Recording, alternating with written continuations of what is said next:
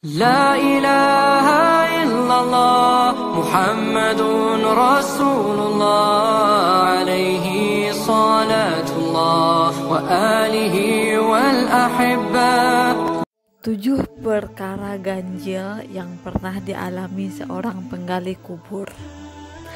Berikut ini adalah kisah renungan Islami mengenai perkara-perkara ganjil yang pernah dialami oleh seorang penggali kubur. Terdapat seorang pemuda yang kerjanya adalah penggali kubur dan mencuri kain kafan untuk dijual. Pada suatu hari, pemuda tersebut berjumpa dengan seorang alim atau ahli ibadah untuk menyatakan kekesalannya dan keinginannya untuk bertaubat kepada Allah Subhanahu wa Ta'ala. Dia berkata, "Sepanjang aku menggali kubur untuk mencuri kain kafan, aku telah melihat 7 perkara ganjil yang menimpa mayat-mayat tersebut. Lantaran aku merasa sangat insaf atas perbuatanku yang sangat keji itu dan ingin sekali bertaubat. Yang pertama, aku lihat mayat yang pada siang harinya menghadap kiblat. Tetapi apabila aku menggali semula kuburannya pada waktu malam, aku lihat wajahnya telah membelakangi kiblat." "Mengapa terjadi begitu, wahai Tuan Guru?" tanya pemuda itu. "Wahai anak muda, mereka itulah golongan yang telah mensyirikkan Allah Subhanahu wa Ta'ala sewaktu hidupnya. Lantaran Allah Subhanahu wa Ta'ala menghinakan mereka dengan memalingkan wajah mereka dari menghadap kiblat untuk membedakan mereka daripada golongan muslim yang lain," jawab ahli ibadah tersebut. Sambungan pemuda itu lagi, "Golongan yang kedua, aku lihat wajah mereka sangat elok semasa mereka dimasukkan ke dalam liang lahat.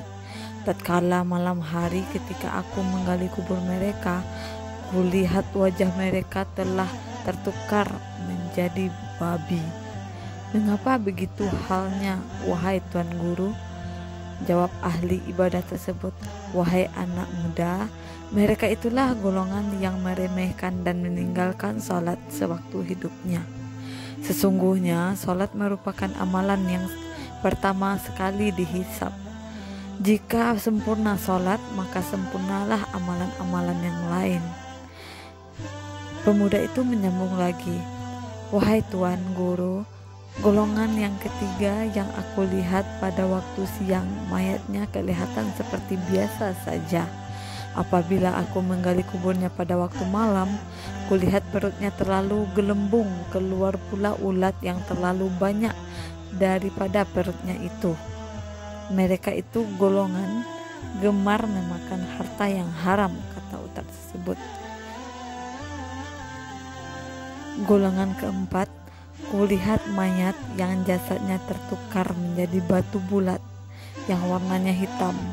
Mengapa terjadi begitu, wahai Tuan Guru? Jawab ahli ibadah itu, "Wahai pemuda, itulah golongan manusia yang durhaka kepada kedua ibu bapaknya sewaktu hayatnya. Sesungguhnya Allah Subhanahu wa Ta'ala sama sekali tidak ridha kepada manusia yang mendurhakai ibu bapaknya. Kulihat ada pula mayat yang kukunya amat panjang hingga membelit-belit seluruh tubuhnya dan keluar segala isi dari tubuh badannya," sambung pemuda itu. "Anak muda, mereka itulah golongan yang gemar memutuskan silaturahim. Semasa hidupnya, mereka suka memulakan pertengkaran dan tidak bertegur sapa lebih dari 3 hari. Bukankah Rasulullah SAW pernah bersabda bahwa sesiapa yang tidak bertegur sapa melebihi 3 hari bukanlah termasuk dalam golongan umat baginda?" Jelas ahli ibadah tersebut. "Wahai Tuan Guru, golongan yang keenam yang aku lihat sewaktu siang, lahatnya kering kontang.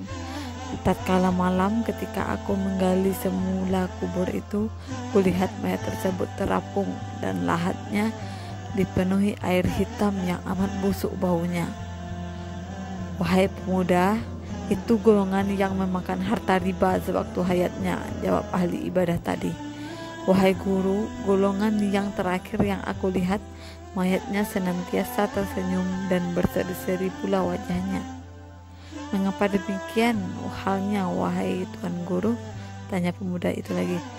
Jawab ahli ibadah tersebut, wahai pemuda, mereka itulah golongan manusia yang berilmu dan mereka beramal pula dengan ilmunya sewaktu hayat mereka.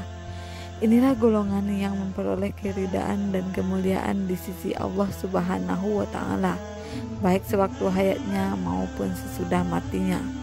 Ingatlah, sesungguhnya daripada Allah Subhanahu wa Ta'ala kita datang dan kepadanya jugalah kita akan kembali. Kita akan dipertanggungjawabkan atas setiap amal yang kita lakukan, walaupun amalan sebesar biji zarah.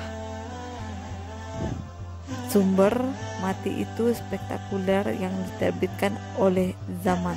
Sekian, semoga bermanfaat. Assalamualaikum warahmatullahi wabarakatuh.